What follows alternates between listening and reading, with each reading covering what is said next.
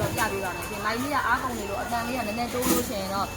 တေခါလေးတော့နားထောင်ပေးကြပါဦးရှင်။ဒီဘက်ကအမှားလေးကတော့မအေးမှုရန်ကုန်ဝယ်ယူထားတဲ့နေရာပေါ့နော်။ဒီအမဘာလေးတွေဝယ်ယူထားလဲဆိုလို့ရှင်တခြားမျိုးက customer တွေလည်းသိရအောင်ပြန်ပြီးတော့ကိုကြိုက်လို့ရှင်လိုက်ပြီးရောင်းလို့ရအောင်ပြပေးပါမယ်ရှင်။ဒီလိုပြုံးစမ်းတော့30လားတုပ်လေးတွေဝယ်ယူထားပါတယ်ဒီလိုလေးတွေလည်းထုတ်ပေးပါတယ်ရှင်ဒါလေးတွေကတော့နှော်ပြီးသားလေးတွေပါတစ်စိတ်တစ်သားတစ်ထုပ်ကို9000နဲ့မှ900ကျပ်ပါရှင်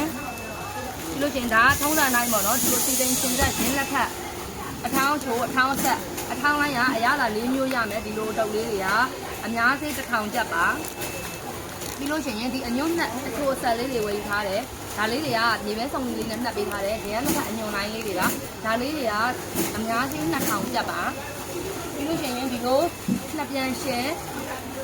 ဒါလေးဆိုလို့ရှိရင်သူက17ထုတ်ပါကတ်ကလေးပေါ့နော်ဒီလို17ထုတ်ပါကတ်ကလေးဝယ်ယူထားတယ်ဒါလေးကတော့တပါကင်လုံးကို17ထုတ်ပါတယ်ပေါ့နော်17ထုတ်ကိုသူကတစ်ထုတ်ကို6ကျပ်သားတပါကင်ကိုတစ်ပိတ်တာပေါ့နော်တပါကင်ကို1000နဲ့မှ4500ကျပ်ပါရှင်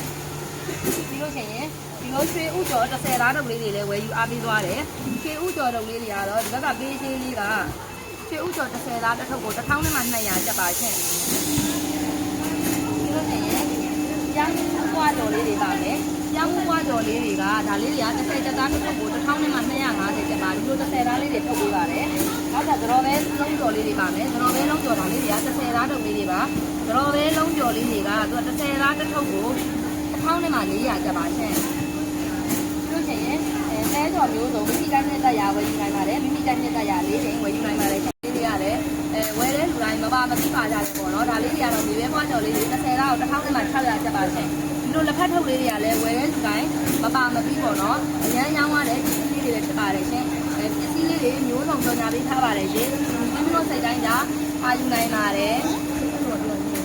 မာယူအားပေးနေတယ်ဆိုတော့ငါးချက်ကုန်လေးချက်တော့လုံးဒီကုန်းငါးချက်တော့ကိုရဖုန်းရတော့ဆက်ဆက်မာယူနိုင်ပါတယ်အားလုံးကျေးဇူးများကြီးတင်ပါတယ်ရှင်